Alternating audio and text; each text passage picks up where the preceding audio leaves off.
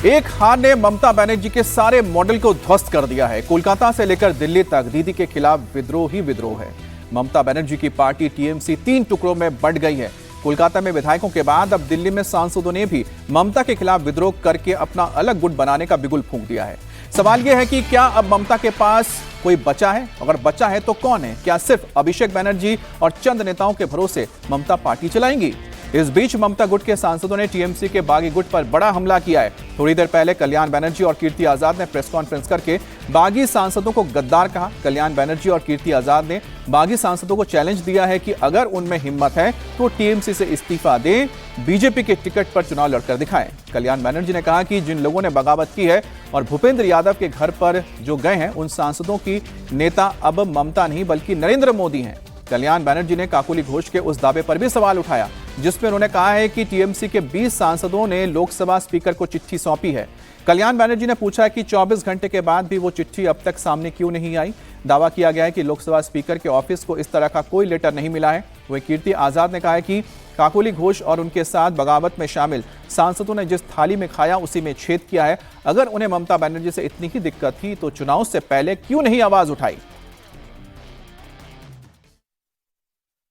इन गद्दारों से मैं जानना चाहता हूं कि तुम्हें तकलीफ हो रही थी तो तुमने इलेक्शन के बाद ये तकलीफ क्यों जाहिर की? इलेक्शन के पहले करना चाहिए था।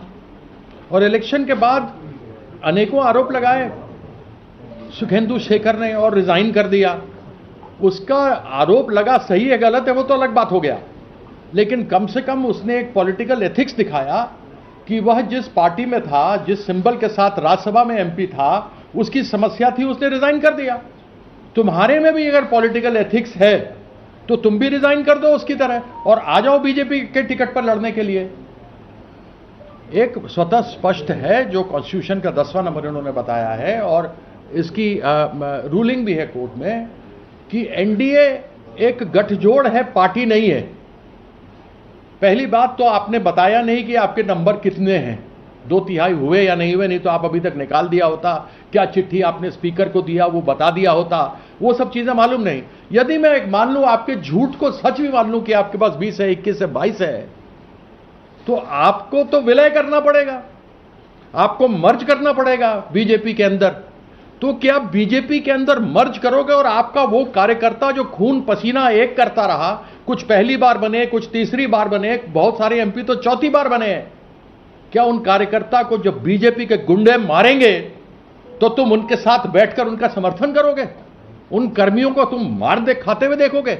इस प्रकार की गद्दारी, जिस थाली में खाया उसी में छेद, तो कम से कम कुछ शर्म करो।